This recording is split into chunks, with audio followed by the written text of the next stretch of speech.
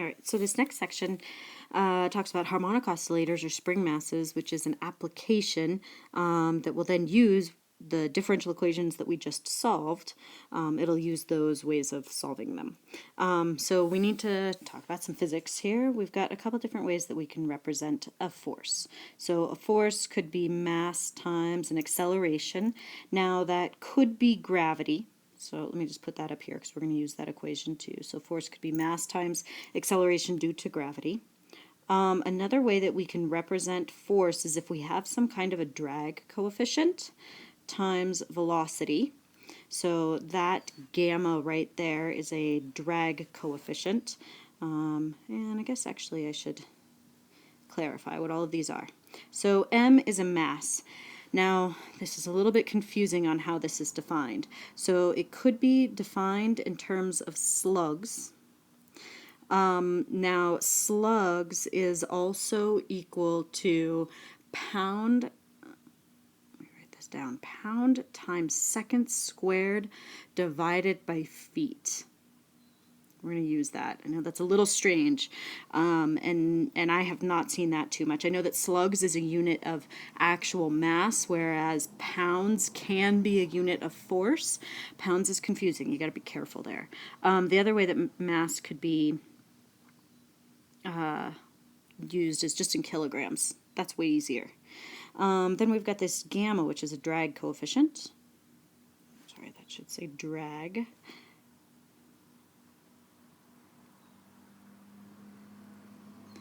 And that drag coefficient is going to be measured in either pound second per foot or in kilograms per second. And then we can also, if we have some kind of a spring, then you could say that a unit of force could be a spring constant times some distance. So here K is a spring constant.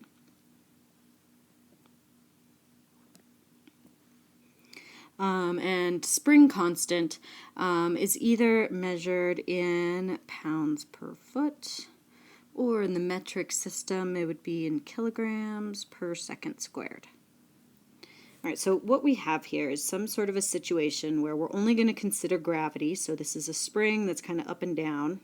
So a lot of times you can think of like a car, and the springs on a car are a great example of when this would be appropriate to use an equation like this.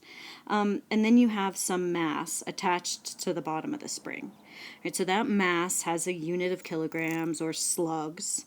We have this spring in here which has some spring constant to it, and then it's in some kind of a liquid down here, something where you have some kind of a damping coefficient. So if we take all of these forces and then add them together, we would want this mass, if we want it to just stay at equilibrium. So right here, let's call that a position. Now the book uses U, so I'll stick with U, although Y is used a lot, and you can see why because it's vertical. So let's call that 0. Now a compressed spring is considered to be negative, and a stretched string is considered to be positive. So this is counterintuitive to what you're used to on a like XY axis. All right, so now if we have all of these forces and we want them to maintain at 0, what we would want to do is add them all together. So I'm going to add them all together, but I'm going to change a few things here. So when I add mass times acceleration, instead of acceleration, I'm going to put the second derivative of position. Then we're going to add to that the damping coefficient, but instead of velocity, I'm going to put the first derivative of position. And then we have this spring constant. And up here I put x because a lot of times that's what in physics that's what they use as the variable x. But in this book we're using u as position, so I'm going to put u there. And we want to maintain 0, so it's equal to 0. All right, so here is an equation for a harmonic oscillator or a spring mass system. And I just want to point out a couple other things that you will use in all of this. This equation right here, force equals mass times gravity. If you're given mass as a unit of force, meaning if you are given pounds, then you would want to convert that to slugs using that equation. This equation right here is often used to find that drag coefficient gamma, and this equation right here is used to find the spring constant of K. And I'll do an example where we have to find all of those and then solve this. But before we do that, let me open up a new slide. And I'm going to write down that equation that we just had. So mass times u double prime plus gamma times u prime plus k times u is equal to 0. Now this equation should look very familiar. Let me just write down what we're used to seeing this as. So we're used to seeing it like this, and before, when we solved it, we essentially had 3 different things that could happen. Right? We'd find the characteristic equation, and then there would be roots. So if the roots of the characteristic equation, if they are 2 real roots, what's going to happen here, because we have a real world scenario where mass is positive, gamma is positive, and a spring constant, these are all positive quantities, and what ends up happening if we get 2 real, they would both be negative. Right? Both of them being negative is because this is a real world scenario. So if they are both negative, then what happens is that the solution looks something like e to a negative something, I'll put a happy face, plus an e to a negative something else, a sad face. And both of these are multiplied by time. And so as time goes to infinity, the position, I'm using y, I'm sorry, interchanging there, I'm just so used to y's, is going to go to 0. All right, so the position is going to go to 0. Now, what this is called, and these are classifications. So what we're doing is classifying a harmonic oscillator. And if you have 2 real roots, this is classified as overdamped. And so what this means is that damping coefficient is really controlling things. And so if we were to graph a solution like this, I'll put it, this will be pretty small, but the solution would do something like that. It's exponential. It never quite reaches 0, but it goes to 0 pretty quickly. All right, second scenario. So we could have 2 real. We could have complex roots. So we could have complex roots in which the solution would look like e to negative something, and then it would have cosine and sine in there. So very similarly to before, even though, before, as t goes to infinity, y would go to 0, and that's true because we have this e to the negative quantity. We've also got cosine and sine in there. And so what that does is it means that the solution is going to go to 0, but it's going to bounce back and forth across that x-axis first before it goes to 0. These are classified as underdamped.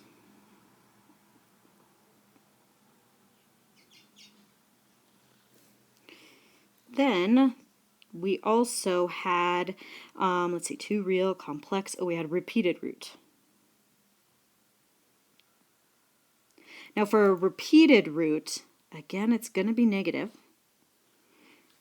And the solution then is going to look like an e to the negative something. That's negative. Plus that e to the negative something times t. And I guess all of these have t's in them too. But this T right here really comes into play in what happens here in the solution. So what happens is sort of a combination between these two, where usually this crosses the axis once and then it'll go to 0. And this is called critically damped for the classification.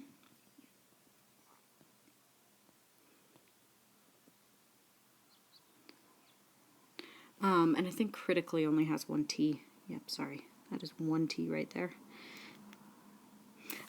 So if it's a repeated root, then it's critically damped.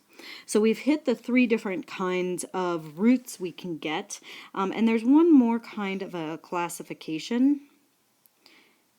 Sorry, I want to write that in blue because this is a classification. The classification is undamped. Now, undamped happens when there is complex but no real part of it. So undamped happens really, I mean, gamma is 0. That should kind of make sense. There's no damping, undamped. And so really for the solution, you just get sine and cosine in there. And what that looks like, of course, is just some sort of an oscillation in there. It doesn't go to 0. The solution does not go to 0. So a lot of times with these classifications, here's how I like to think of this as. Imagine one of those doors like in a kitchen, in a restaurant, that kind of goes both directions. It's got a spring where the door can go, you know, it can open and then it can open the other direction as well. So an overdamped door, the spring is so tight that the door does not go the other direction. You open it and it squeaks slowly closed. Underdamped is that spring is like really springy. So you open the door and then it goes back and forth through the equilibrium a bunch of times, but will eventually come to rest. Critically damped, you open the door, it goes through the equilibrium once and then closes. And undamped is that there's basically like the spring has no resistance whatsoever. So you open the door and then it just goes back and forth for forever. It just opens and closes in both directions forever. All right, let's do an example.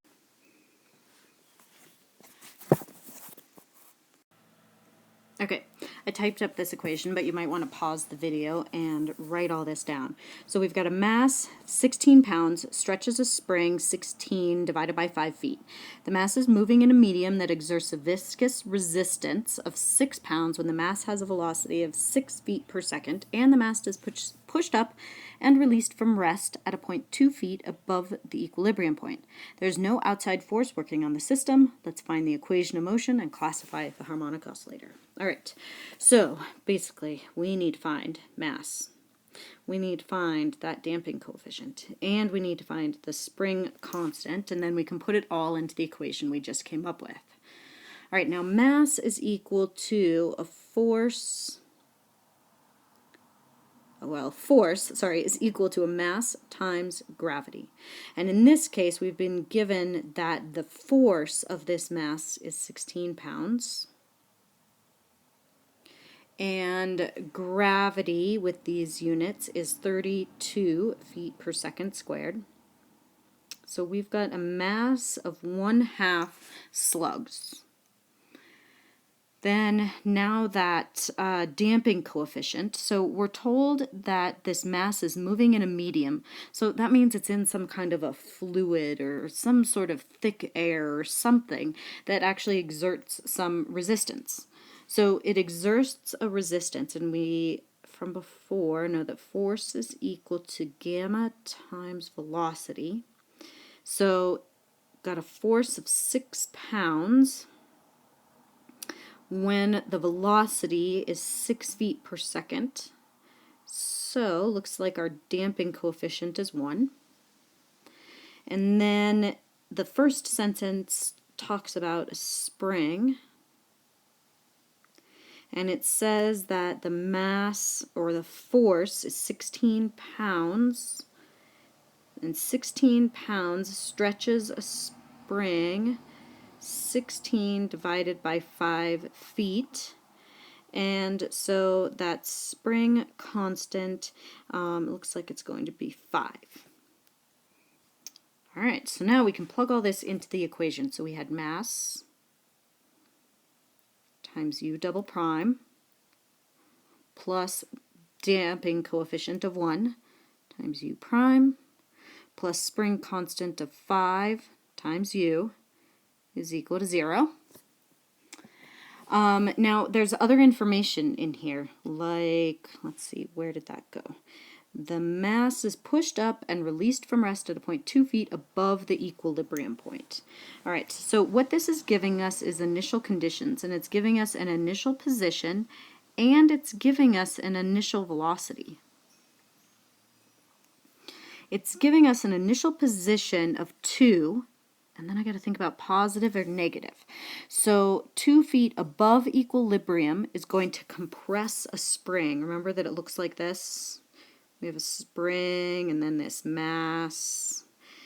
And so if this is compressing the spring, then that is considered to be a negative direction. So if it's being pushed up, that is a negative 2. A negative 2, and that negative comes from that it's above the equilibrium point. Then it says released from rest. Released from rest means that it's given no initial velocity, and so that initial velocity is 0. All right, and that's going to drive me crazy that that 0 looks so bad. Okay, that's at least better. All right, so let's solve this, because finding the equation of motion is finding u. So, characteristic equation, 1/2 r squared plus r plus 5 equals 0.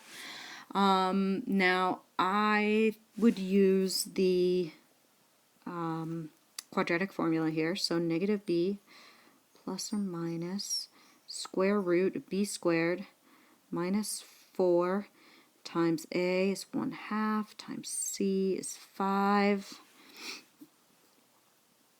all over 2. So r is negative 1/2 plus or minus. So it looks like I've got oh, I'm sorry, I missed something. All over 2a. Whoopsies. Can I actually erase this? Yay. And that makes it negative 1. All right, better. Plus or minus. Now 1 minus, let's see, 4 divided by 2 is 2. 2 times 5 is 10. 1 minus 10 is 9. And that would be negative, so 3i.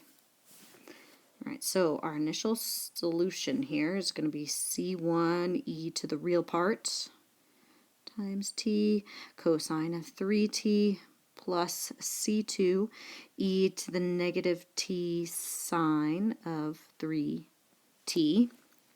And remember that the real part goes with the exponential, the complex part goes with sine and cosine because of Euler's formula. And now we have those initial conditions to deal with. So, well, let's plug in 0.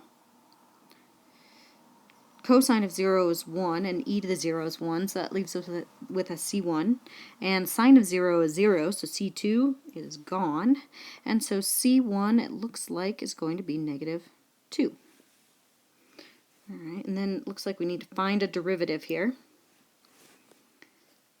So derivative, so here's what I like to do with this. This is my little shortcut.